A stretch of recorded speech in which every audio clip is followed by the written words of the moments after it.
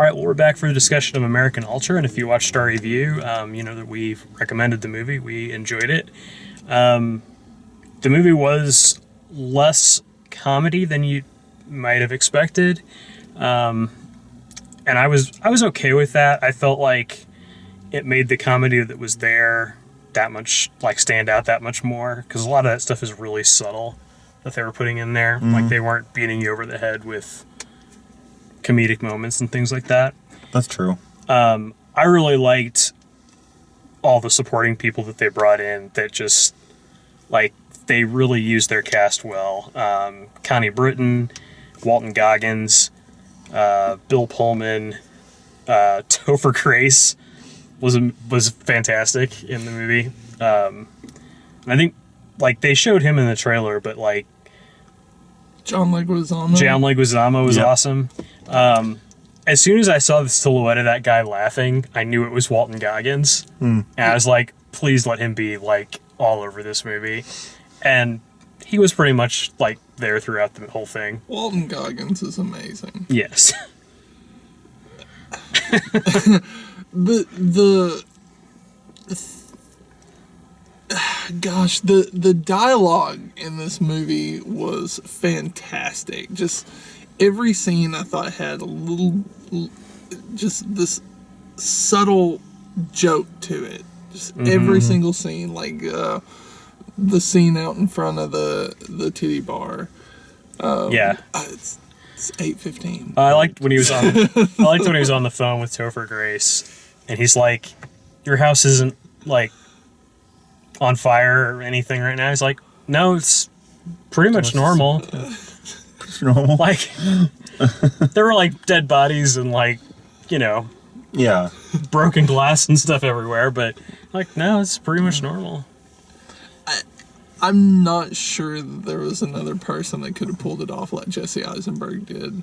Like, he has the unassuming frame. Right. Well, and that's the thing, too, is, like, the script is a comedy, but they didn't get comedic actors for the main roles. Right. Like, Tony Hale is a comedic guy, and all of them can be funny, right? But, like, Kristen Stewart and Jesse Eisenberg aren't known as, like, comic actors. And so if you had put somebody that you expected it to be a comedy, it might have actually felt really weird because there were so little, like, jokes, or it wasn't like, and it was a deadpan delivery on a lot of things because he's just kind of stoner guy who's just yep. Like, if it was, I mean, even if it was like James Franco or something like that, it wouldn't necessarily have worked very well. No. One of the best scenes, and I thought about it, like through the entire movie, how funny this scene was. Is when he's running out of the police station. That woman yells, "Wait!" and he stops and turns, and I'm like, "Why would you do that?" And the very next scene, she's like, "No, why did you do that?" They're having that conversation, and she's like, first of all, if you're ever in a fight with somebody and you see a gun, like, don't point it out to him. And second of all, if you're, like, running for your life and someone says, "Wait," don't stop and be like, "Hey, what'd you want? What was it?" Like, that was one of her funniest, like... That was an awesome scene. That was, like, one of her funniest scenes. Yeah. Was her just being like, "Hey, don't do that stupid stuff that you're doing." I love that they called back to it, because there's scenes like that in every movie, and you're just like, why is nobody saying anything? Yeah. This movie, it didn't take itself seriously, or at least too seriously. Right. Yes, very much so. It was kind of self-aware in its comedy. Yeah.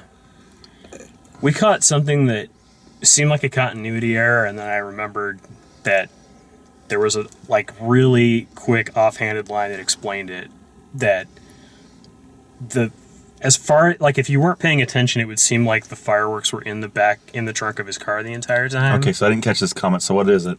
So, when he's talking to Rose, John Leguizamo, he says, like, one of the last things he says to him is, "No, I gotta take these and drop them off at home before I go to work. And that's like all there is to it. But you're more engaged with their silly conversation and Okay. John So- Leguizamo's whole you want to like drop acid and go into the titty bar. It's 8:15. It's like, no, not really. It's I got to drop this stuff off, and it's 8:15. That was awesome. And the final scene, well, near final scene where he proposes to her. Jesus. She said yes. She said yes. Oh, that was a brilliant scene. And then he gets tased, and she goes, "Oh, guys, come on, can't you give us a..." They tased her, too. Yeah. Okay. Oh, that was That was awesome. great. It was great. Okay. Yeah, I really enjoyed it. You're making an argument that it gets a little higher up towards the Zombieland level. Yeah, I mean, I don't think it was... That was the vibe I got from it. Was Right. like, it wasn't necessarily comedy movie. It was action movie with a lot of really good, well-paced humor in it. The action was really good, shockingly. I mean, Yeah. that's kind of the thing that's hard to pull off a lot of the times. I mean, it's not super good, well-framed center action all the time, but half the things that are just stock as pure action movies have worse action. Yeah. Well, and I like how confined everything is and how it's in like this fairly rural town. So like you don't have these huge set pieces. You just have like, you know, house shootouts or The gas station, the mini mart. yeah, it's all and Police station. that's kind of where I go like the Shaun of the Dead route, which is also very contained. Right. But then it just sort of breaks off and has these comedic moments in it. I thought this was really consistent, really well done all the way through.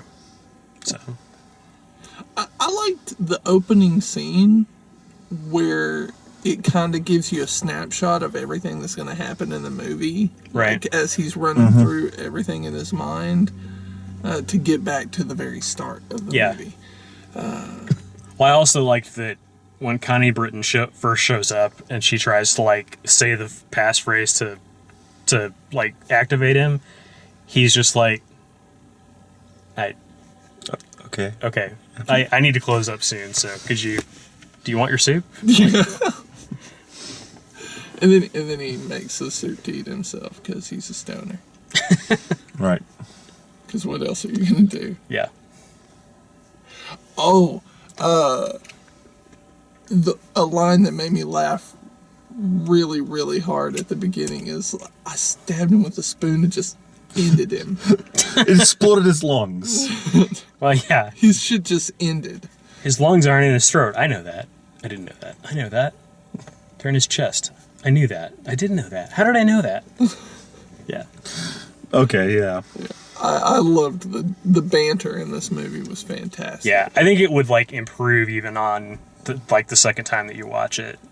Like, because you'd be able to pay more attention to those little things that they do for humor. That like blacklight room of John Leguizamo's was hysterical. And like they don't really call any attention to it, they just let it happen. Just let it happen. Yeah, that's true. I was actually, we were watching that scene and like nobody's gonna comment on the wall. Yeah, no one's gonna comment on it. Like the closest I get to it is I've never been down here. Or just like she just falls through the ceiling and the guy's just like, what? And then keeps fighting Jesse Eisenberg. It was great. It was funny. It was It good. was great. Yeah. So, yeah, that's it. American Ultra. If you like the way we do these, please like the video, subscribe, check out all the written and video reviews at dalemaxfield.com, and thanks for watching.